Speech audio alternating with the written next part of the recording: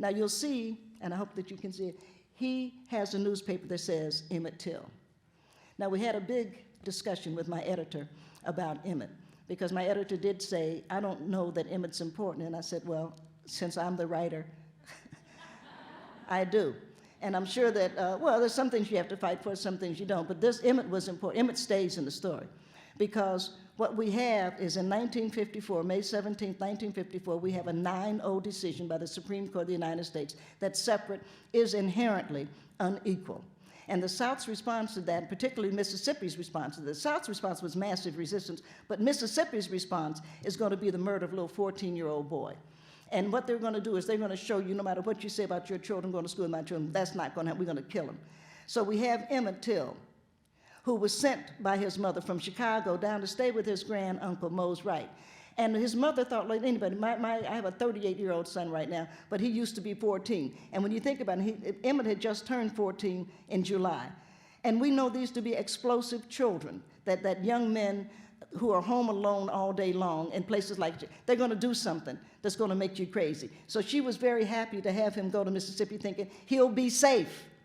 So she puts him on a train to go down to stay with his uncle thinking he'll be safe. Now Emmett had polio, which meant that he had a limp, which he used for what we in the black community call a doo-wop walk, and it's one of those. And so he just, it looks like, you know, you're being cool, but what he had was a limp, and he had a stutter.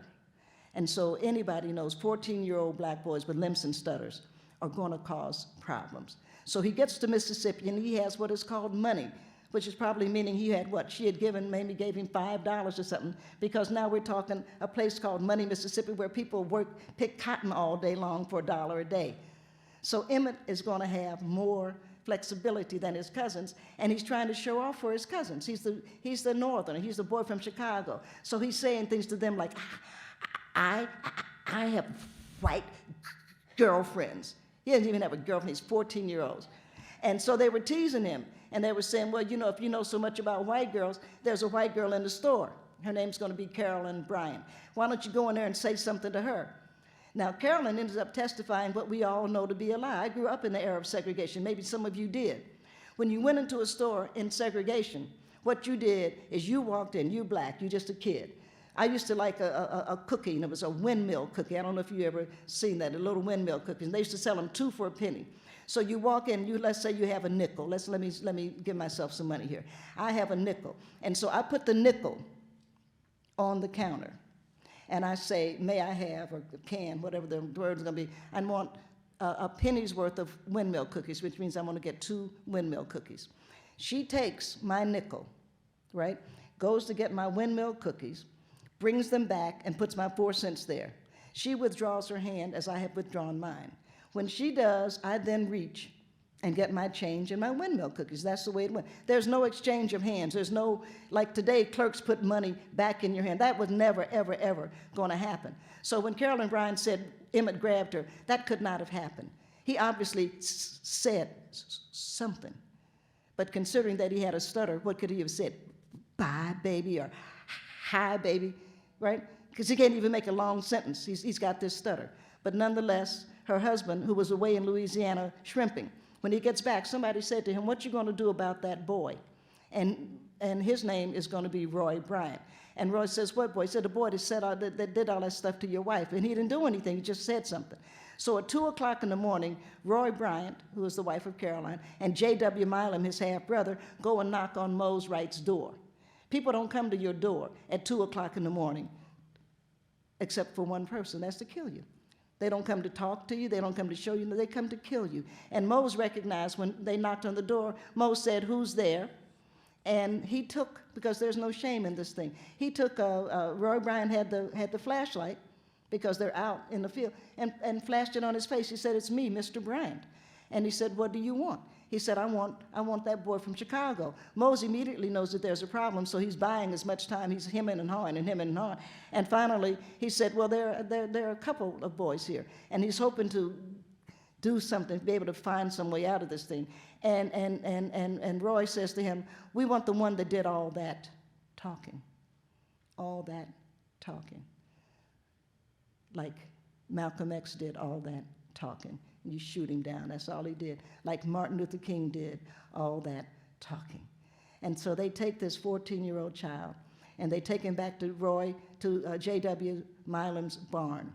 And of course, the reason this case is still open, I need to back up just a minute. When they took him out of the house, it was J.W. and Roy. But they took him to the pickup truck, and they said to somebody in the truck, "Is this the one?" And somebody in the truck said, "Yes." Now, we don't know if that's a man or a woman because that hadn't been determined, but we do know that there's at least one third party involved, which is why the case has been recently reopened. They took him to the barn, and it was said that his cries could be heard all over the Delta. That of course, we know when we found the body, we know that one eye was missing, we know that one was hanging on. We know that his face looked like they had just taken a hatchet and cut it in half.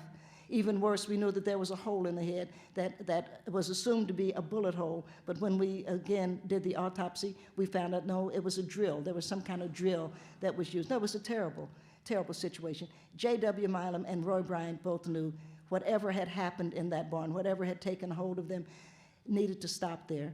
So what they did was they took a 50-pound gin fan, and they took barbed wire, and they wrapped it around Emmett's neck, and they connected it to the fan, and they threw him in the Tallahatchie. And as far as they were concerned, it should have been over, because the fan should have been enough to weigh the body down. But for those of us who would be Christian, we'd have to say God makes a way, because that body, 3 days later, came back up.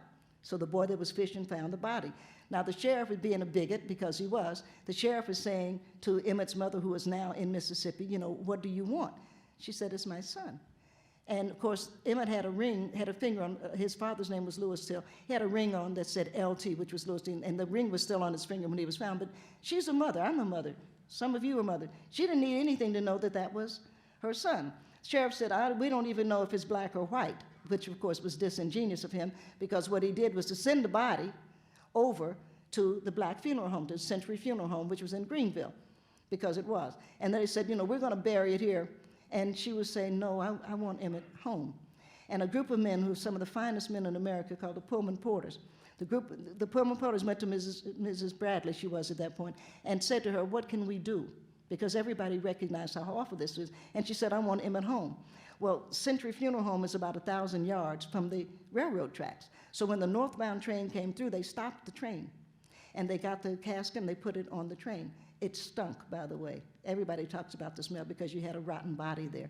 But they didn't put it, in baggage. They didn't put it away. They kept it close because they knew if anybody discovered this, all of them probably would have been killed, but mostly this body had to get to Chicago. When they opened the casket, and we've seen it, Mrs. Bradley, Emmett's mother, wanted an open casket, took it to Metropolitan AME Church, and the funeral director said, "Can't I touch him up? Can't I make him look a little better?" And she said, "No, I want the world to see what they did to my son." And I was so proud, and we are all so pleased that Mamie Till Bradley did that. Because, the sheriff said to her, said to the news media, she ought to be ashamed of herself showing a body like that. But, it wasn't her shame. It's sort of like, when your husband is beating you and you got a black eye and you got bruises all over your arm, and he's telling you ought to be ashamed to let your girlfriend see you. It's not your shame. He's the one doing it.